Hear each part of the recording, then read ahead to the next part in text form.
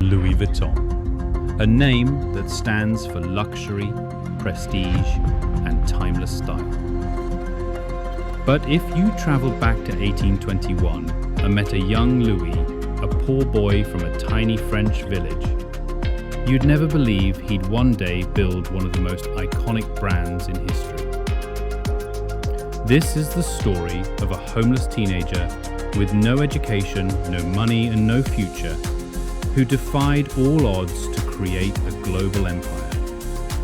A story of resilience, innovation, and relentless ambition.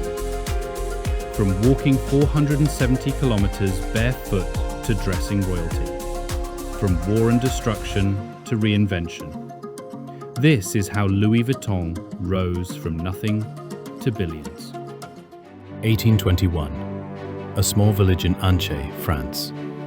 This is where Louis Vuitton was born, into poverty, hardship, and struggle.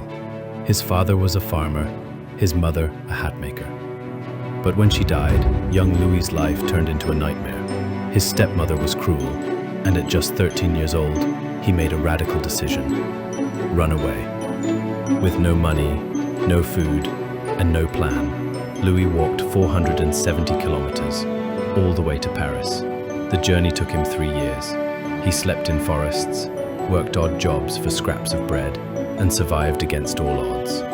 Most would have given up, but Louis, this was just the beginning. Paris was his chance. A city of dreams, where he'd go from a starving runaway to an apprentice in a box-making workshop. Little did he know, this skill would change his life forever. Paris, 1837. A filthy, starving teenager arrives in the city with nothing but raw determination. Louis Vuitton wasn't just looking for survival, he was searching for a craft. And fate led him to a workshop that would become his university, the atelier of Monsieur Maréchal, a master trunk maker. At the time, high-end luggage was handcrafted for Europe's elite, kings, queens, and aristocrats who demanded perfection. Louis didn't just learn how to build trunks, he studied them, the stitches, the angles, the hidden compartments. While others worked for pay, he worked for mastery. His talent didn't go unnoticed. Soon, he became the personal boxmaker and packer for Empress Eugénie de Montijo, wife of Napoleon III. Imagine, a boy who once slept in ditches was now handling the silk gowns and jewels of royalty. But Louis wasn't satisfied with just serving the elite. He dreamed of revolutionizing travel itself. 1854. After 17 years of perfecting his craft, Louis Vuitton opened his own workshop on Rue Neuve des Capucines in Paris. But he noticed something bizarre. Every luxury trunk in Europe had the same outdated design, a rounded top. Why? Because rain would slide off the dome shape. But these trunks were heavy, impossible to stack, and a nightmare for travelers. Louis saw an opportunity. What if luggage could be both waterproof and practical?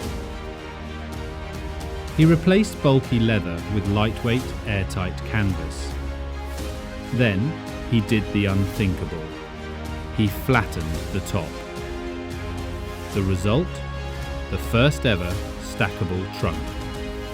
Now, trains and ships could carry more luggage, and the wealthy could travel without chaos. Overnight, Louis Vuitton became the name in travel, but success attracted wolves. Copycats flooded Paris with fake LV trunks, and the battle to protect his legacy was about to begin. Just as Louis Vuitton's reputation was soaring, disaster struck. In 1870, the Franco-Prussian War erupted. Paris was under siege. Factories burned, streets ran red, and Louis's workshop was reduced to ashes. At 49 years old, most men would have given up. But Louis? He saw chaos as an opportunity. While competitors fled, he made a bold gamble, reopening in the heart of Paris's new luxury district, right next to the Gare Saint-Lazare train station. Genius. Now, every wealthy traveler would see his store first. Within months, his trunks were back in demand, but this time, Louis added a secret weapon: unpickable locks and custom interiors for jewels, hats, even wine. The elite couldn't resist. Yet his greatest challenge wasn't war. It was the army of imitators stealing his designs. And the solution would come from an unexpected place: his own son. By the 1890s, Louis Vuitton's trunks were legendary, but so were the fakes. Knockoffs flooded Paris, threatening to destroy everything Louis had built. The brand needed something impossible to copy. The solution? A signature so bold, so distinctive, it would become synonymous with luxury itself. Georges Vuitton, Louis's brilliant son. In 1896, he designed a pattern that would change fashion forever: the interlocking LV monogram, paired with quatrefoils and flowers. But this wasn't just about beauty. It was a fortress. Georges patented an unbreakable lock system and stamped every authentic piece with the iconic design, making fakes instantly recognizable.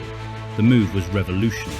Suddenly, carrying an LV trunk wasn't just about quality, it was a statement, a badge of taste, wealth, and exclusivity. The monogram transformed Louis Vuitton from a luggage brand into a cultural phenomenon. Yet, just as the company reached new heights, a new challenge emerged. How do you stay relevant when the world keeps changing? The 20th century brought wars, economic crashes, and fashion revolutions. Yet Louis Vuitton didn't just survive, it thrived. How? By mastering the art of reinvention. When steamships replaced horse-drawn carriages, LV created sleek cabin trunks. When the Great Depression hit, they doubled down on craftsmanship, proving true luxury is recession-proof. And when World War II paralyzed Europe, they secretly safeguarded their workshops ready to rebuild the moment peace returned. But the real transformation came in 1987.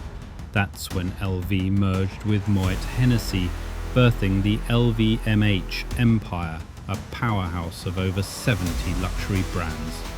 Suddenly, Louis Vuitton wasn't just trunks anymore.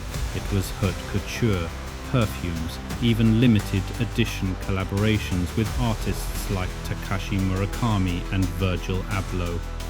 Today, LV isn't just a brand, it's a cultural force, a symbol of how vision, adaptability, and uncompromising quality can turn a single trunk into a legacy worth billions.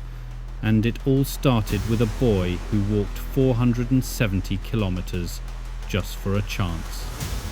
Louis Vuitton's story isn't about luxury, it's about grit.